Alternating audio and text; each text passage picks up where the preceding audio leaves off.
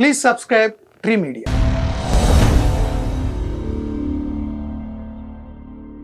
So అసలు first మీ నేపథ్యం మూర్తి గారు? నాకు చాలా దిగువ మధ్య తరగతి కుటుంబం అండి.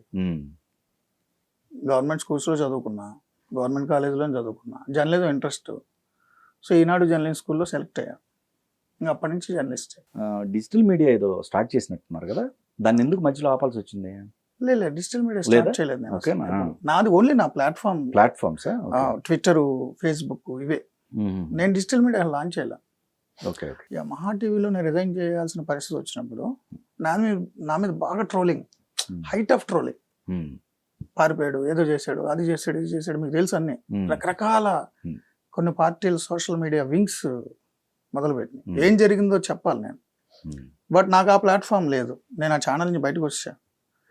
కాబట్టి నా ఫ్రెండ్, క్లోజ్ ఫ్రెండ్, నా కొలీగ్, అతను యూట్యూబ్ ఛానల్ అది. ఆ యూట్యూబ్ ఛానల్లో నా వీడియో పోస్ట్ చేశాను. నా ఓన్ కాదు, ఏదో ఒక ప్లాట్ఫామ్ ఉండాలి కదా, రీచ్ అవ్వాలి, నేను ఆన్సర్ చేయాలి. కరెక్ట్. అందుకని నా ఫ్రెండ్ యూట్యూబ్ ఛానల్లో పెట్టాను. నాకు బాగా క్లోజ్ ఫ్రెండ్ వంశీ అని, అతని ప్లాట్ఫామ్ లో నా వీడియో పోస్ట్ చేసి సినిమా అనుకున్న విధంగానే మీకు పర్ఫెక్ట్ వచ్చింది. చాలా బాగా వచ్చింది. మొత్తం ఒక థీమ్ సాంగ్ అన్నాను, ఇంట్రడక్షన్ సంబంధించి టైటిల్ సీక్వెన్స్ అండి, జర్నలిజానికి సంబంధించి ఉంటది. తర్వాత హీరో ఇంట్రడక్షన్ సాంగ్ ఉంటది, సెకండ్ హాఫ్ లో ఒక సాంగ్ ఉంటది, మొత్తం 4 సాంగ్స్ ఉంటాయి. సో మీరు పెద్ద హీరోని ఎవరిని అప్రోచ్ అవ్వలేదండి? అసలు ఇప్పటివరకు ఏ హీరోని అప్రోచ్ అవ్వలేదా? అసలు ఎవరిని అప్రోచ్ అవ్వాలా. రోహిత్ గారు ఫ్రెండ్ కాబట్టి కామన్ సర్కిల్లో నలుగురు కలిసి మాట్లాడుకున్న సందర్భంలో నేను యాక్ట్ చేసిన సినిమాల గురించి వాడుకుని డిస్కషన్ జరిగింది. అప్పుడు ఆయన 2022 బర్త్డే అనుకుంటా, అప్పుడు కలిసాం. టాపిక్ వచ్చినప్పుడు ఆయన మంచి సినిమా మీద చాలా పట్టుంది. ఆయన వెర్స్టైల్ యాక్టర్, సబ్జెక్టులు బాగా సెలెక్ట్ చేసుకుంటారు. అండ్ యుఎస్లో ఆయన ఫిల్మ్ యాక్టింగ్లో కోర్స్ చేసి వచ్చారు. సో హాలీవుడ్ మూవీస్ గురించి కూడా డిస్కషన్ జరిగింది ఆ రోజు. స్టోరీల గురించి, వాటి గురించి, టేకింగ్, ఈ సీజీ కదా అప్పుడు అంతా కూడా. బట్ అన్నించుకొని డిస్కస్ జరిగినప్పుడు ఏదో టాపిక్ వచ్చినప్పుడు లైన్ చెప్పాను అంతే. బట్ నేను ఆయన్ని నా సినిమా కోసం అప్రోచ్ అవ్వాలి. టాపిక్ వచ్చినప్పుడు అనిపించి మీతో సినిమా చేయాలని చేస్తాను సార్ అని అంతే. నేను ఇప్పటివరకు లైఫ్ లో ఎవరిని అప్రోచ్ అవ్వాలి. చిరంజీవి గారు మొన్న నా టీజర్ లాంచ్ అప్పుడు, టీజర్ లాంచ్ అప్పుడు వెళ్ళాము. అంటే నాకు ఆయన చాలా అభిమాన నటుడు, ఆయన ఫ్యాన్ నేను. ఆ సందర్భంలో వెళ్ళినప్పుడు మాట్లాడుతూ అసలు ఇదేం కొత్త కోణం చూపిస్తున్నాను మీలాగే, ఇదేందా నువ్వు ఇలాంటి కొత్త కోణాలు చూపిస్తున్నావు, నువ్వు డైరెక్టర్ అంటే నీకెప్పుడు ఉంది ఇది అసలు ఈ ఆలోచన. ఆయనతో చాలా క్లోజ్ గా నేను ట్రావెల్ అయ్యా కొంతకాలం ఫ్యాన్ గా. ఏంటి కొత్త కోణం ఏంటి అంటే, సో ఏమున్నాయి కథలు ఏమైనా ఉన్నాయంటే ఒక లైన్ చెప్పా, బాగుందన్నారు. 3 స్క్రిప్ట్లు చెప్పారు చూసారా? అంటే చిన్న లైన్ ఒకటి చెప్పా. అక్కడ అంతమంది ఉన్నప్పుడు మన స్టోరీలు అయ్యి చెప్పలేం కదా. ఆయన లైన్ అడగటం ఇంకా గ్రేట్. ఏంటి అసలు ఇదేంటంటే ఒక పాయింట్ చెప్పా. అంటే సీరియస్ గా పర్సూ చేస్తాను లేదా అనే ఉద్దేశంతో ఆయన అడిగారు. ఏదో యాక్సిడెంట్ గా ఏదో ఒకటి చేసాడు అంతేనా అన్నట్టు. అంటే ఒక వాత్సల్యం ఉంది నా మీద ఆయనకి, అందుకని కన్సర్న్ తో అడిగారు. సంచలనాలు కూడా మీరు నాట్ ఓన్లీ అంటే పొలిటికల్ కాకుండా కొన్ని సంచలనాలు ఉన్నాయండి మీరు. ఇప్పుడు వేణుస్వామి గారిది అదొక సంచలనం ఆ టైంలో. సో ఇట్లా ఒక ఛాలెంజింగ్ ఎపిసోడ్ అంటే ఖచ్చితంగా మూర్తి గారు అంటే ఒక కాంట్రవర్షియల్ కేర్ ఆఫ్ అడ్రస్. అంటే మనం సమాజంలో ఆ రోజు జరుగుతున్న ఇష్యూస్ టేకప్ చేస్తామండి జర్నలిస్ట్ గా. వేణుస్వామి గారి మీద నాకు వ్యతిరేకత ఏం లేదు. అంటే వేణుస్వామి గారు ఆ రోజు క్లెయిమ్ చేసుకున్నది ఏంటంటే, ప్రధానమంత్రిని కలిశాను, ప్రధానమంత్రితో ఆయన దిగిన ఫోటో, సో ప్రధానమంత్రిని కలిసాను, ఆయన కూడా మాట్లాడారని క్లెయిమ్ చేసుకున్నారు. మేము కొంతమంది స్నేహితులు రైట్ టు ఇన్ఫర్మేషన్ ప్రకారం సమాచారం తీసుకున్నారు. ప్రధానమంత్రి కార్యాలయంలో సో అండ్ సో ఆస్ట్రాలజర్ కలిసారా, వాళ్ళు సమాచారం ఇచ్చారు, అసలు కలవలేదు. సో ఈ ఫోటో పబ్లిష్ చేసుకున్నారు కదా వేణుస్వామి గారు, ఈ ఫోటో ఎవరిది? అది మనకున్న టూల్స్ ద్వారా, గూగుల్ ద్వారా ఆ ఫోటోలు వెనక్కి వెళ్తే అది అస్సాం ముఖ్యమంత్రిది. సేమ్ ఫోటో, ఫేస్ మాత్రం మార్ఫింగ్. అందుకని అది ఆ రోజు ఛానల్లో కూర్చొని ఎవరైతే యాక్టివిస్టులు ఉన్నారో వారి ద్వారా వేణుస్వామి గారు లైవ్లో కూర్చొని అడిగాను, ఇది మీద మీరు చేశారు. బాబు గోవిందరావు గారు కూడా లైవ్లోకి వచ్చారు. కాదు అన్నారు ఆయన, ఏదో ఊరికే మేము పెట్టుకున్నాం అన్నారు. తప్పుడు క్లెయిమ్ కదా పిఎంతో.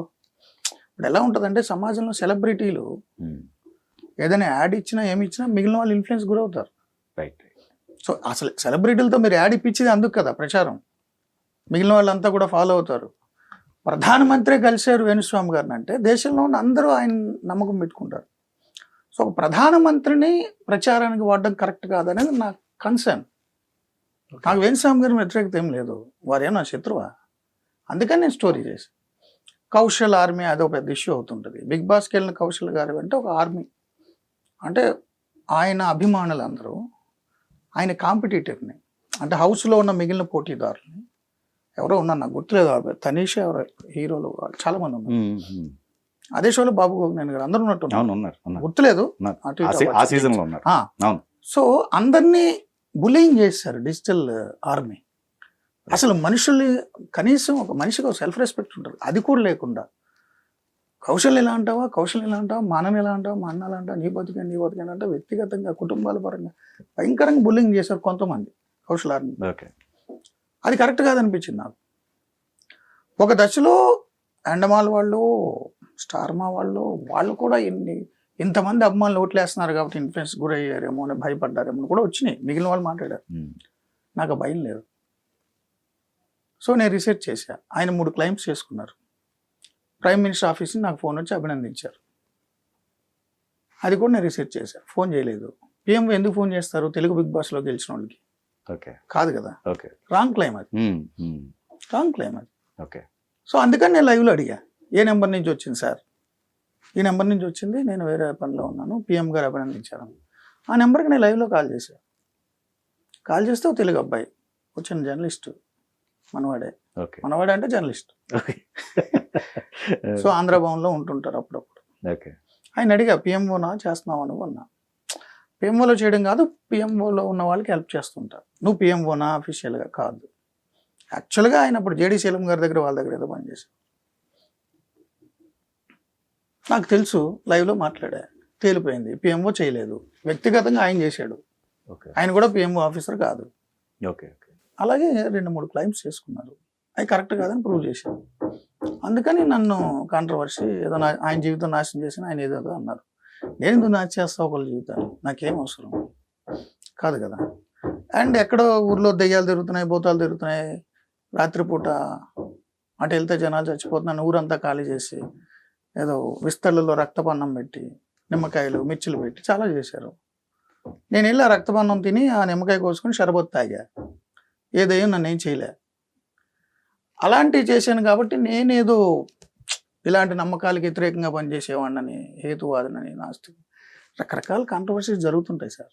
శ్రీరెడ్డి గారు అక్కడ కూర్చోవటానికి ప్రధాన కారణం మూర్తి గారే. అది తప్పు. ఆయన దగ్గర నుంచి డబ్బులు వెళ్ళబడ్డాయి అని ఇట్లా కాదు కదా. నేను ఏదైనా జర్నలిజంలో స్టోరీ చేసి ఒకళ్ళు డబ్బులు ఇవ్వను, ఒకళ్ళు డబ్బులు తీసుకోను. ఓకే కాదు. ఇప్పుడు శ్రీరెడ్డి గారి గురించి ఎవరేం మాట్లాడి నేను చెప్తున్నా, నేను డబ్బులు ఇచ్చి ఆమెతో చేయించలేదు అండ్ నేను అసలు మాట్లాడలేదు. ఇంకొకటి కూడా, మీరు పబ్లిక్ డొమైన్లో ఉన్నాయి. ఇప్పుడు మీరంటే నాకు చాలా రెస్పెక్ట్ అంజి గారు. మీరు పబ్లిక్ డొమైన్లో ఉన్న మహా టీవీ వీడియోలు తీయండి, రైట్? ఆ ఇన్సిడెంట్ జరిగింది కదా, ఫిలిం ఛాంబర్. దానికంటే ముందు 1-2 days ముందు డిబేట్స్ జరుగుతున్నప్పుడు నాకు ఇలా అన్యాయం జరిగింది, నేను నిలదీస్తాను ఏదైనా చేసి అని అంటే లైవ్లో నేను కో ప్యానలిస్ట్ కరాటే కళ్యాణి గారు మందలించాం. అంటే ఇలా చేస్తాను కాదు, నేను ఏదో ఒకటి చేస్తాను, అది రెచ్చిపోతా అన్నప్పుడు ఏంటి అది అర్థం ఉందా మీరు చేసే పనులకి? అలా ప్రొవోక్ అయిపోకూడదు, అలాంటి ఇష్యూస్ చేయకూడదు, కూర్చొని మాట్లాడాలి, సమస్య సొల్యూషన్ ఉంటుంది. అలా ఎందుకు చేస్తాను? కరాటే కళ్యాణ్ గారు ఆమె మీద కేకలేసారు, నేను కూడా మందలించాను, అయింది కదా. తర్వాత మా ఊర్లో మా అమ్మకు ఒంట్లో బాలు, సడన్గా ఫోన్ వచ్చింది, కింద పడిపోయింది, ఏదో తగిలి తలకేదో తగిలి సంథింగ్ ఇష్యూ. నేను గబగబా ఊరు వెళ్ళిపోయా. నేను ఊర్లో లేను, ఆమె ఆ రోజు ఫిలిం ఛాంబర్లో కూర్చుంటే నేను ఊర్లో లేను. మా అమ్మ హాస్పిటల్లో ఉంటే అమ్మ పక్కన కూర్చున్నా. నాకు తెలియదు ఏం జరిగిందో కూడా నాకు తెలియదు. నేను సోషల్ మీడియా చూసి ఫాలో అయ్యే సిచ్యువేషన్లో కూడా లేదు నా సిచ్యువేషన్. నేను అమ్మ దగ్గర ఉన్నా, అమ్మ హెల్త్ బాగాలేదు, ఊరు వెళ్ళా, నా ఊర్లో సిగ్నల్ కూడా సరిగ్గా లేదు, ఫోన్ కూడా వాడేం లేదు, నాకు తెలియదు. తర్వాత నేను 2 రోజుల తర్వాత వచ్చా, అప్పుడు అందరూ నన్ను అనడం మొదలెట్టారు. సో నేను అలా చేయనండి ఎప్పుడు కూడా. నేను అప్పుడు టేకప్ చేసిన ఇష్యూ కూడా కాజ్ అండి. మీరు చూస్తే దాని తరువాత చాలా కాలానికి మీటూ మూమెంట్ వచ్చింది. పెద్ద పెద్ద మంత్రులు, కేంద్ర మంత్రులుగా పనిచేసిన వాళ్ళ మీద కూడా ఆరోపణలు వచ్చినాయి. చాలా పెద్ద పెద్ద జర్నలిస్టులు, ఎంజే అక్బర్ లాంటి వాళ్ళ మీద ఆరోపణలు వచ్చినాయి. మీటూ మూమెంట్ ఓన్లీ ఇండస్ట్రీలోనే కాదు సార్, సాఫ్ట్వేర్లో కానీ, మీడియాలోనే కానీ, ఈవెన్ పొలం పనులు చేసుకునే ఆడవాళ్ళని కానీ నేను చెప్పినట్టు వింటే నీకు ఉద్యోగం ఇస్తా, నీకు డబ్బులు ఇస్తా, నీకు పదవి ఇస్తా, నీకు ప్రమోషన్లు ఇస్తా, నీకు ఛాన్సెస్ ఇస్తా అంటే అది నీకున్న పొజిషన్ అబ్యూజ్ చేయడం, అది కరెక్ట్ కాదు. ఇద్దరు మేజర్లు అయిన వ్యక్తులు పరస్పర అంగీకారంతో వారిద్దరి మధ్య ఎలాంటి ఇంటిమసీ ఉన్నా మూడో వ్యక్తికి సంబంధం లేదు. ఇది సుప్రీంకోర్టు జడ్జిమెంట్ కూడా. మేజర్లైన ఇద్దరు వ్యక్తుల మధ్య ఉన్న ఇంటిమసీ పరస్పర అంగీకారంతో నేనెవరిని అడగడానికి, నాకేం సంబంధం. కాకపోతే ఛాన్సెస్ ఇస్తాను అని ఎర చూపి, ఆశ చూపి, వ్యక్తిగతంగా లబ్ధి పొంది ఆ తర్వాత ఆమెని పక్కన పట్టేయడం, అది చీటింగ్. ఓకే, ఆ కాజ్కి నేను సపోర్ట్ చేశాను. శ్రీరెడ్డి గారికి వ్యక్తిగతంగా సపోర్ట్ కాదు. నేను ఇప్పుడు కూడా కట్టుబడి ఉన్నా. ఆ రోజు శ్రీరెడ్డి గారు రేట్ చేసిన ఇష్యూకి నా మద్దతు ఉంది. అది లైవ్లోనే చెప్పాను, ఇప్పుడు కూడా చెప్తున్నాను. No regrets at all. ఎవరైనా సరే, ఈవెన్ మీడియాలో కదా, ఈవెన్ సాఫ్ట్వేర్ ఇండస్ట్రీలో కదా, ఎక్కడైనా లేదు, పొలంలో పనిచేసే ఆడ వ్యవసాయ కూలీని, ఆ రైతు తరపు కౌలు రైతు, అక్కడున్న యజమాను నాకు నువ్వు సహకరిస్తేనే నీకు కూలిస్తాను అన్నాడంటే అది మోసం, తప్పు. స్త్రీని ఆ రకంగా వాడుకోవడానికి నేను వ్యతిరేకం అంటున్నా. వారిద్దరి మధ్య అవగాహన ఉంటే నేను ఎవరినండి అడగడానికి, నాకేం సంబంధం. నేను ఆ ఇష్యూస్లో నేను ఇన్వాల్వ్ అవును.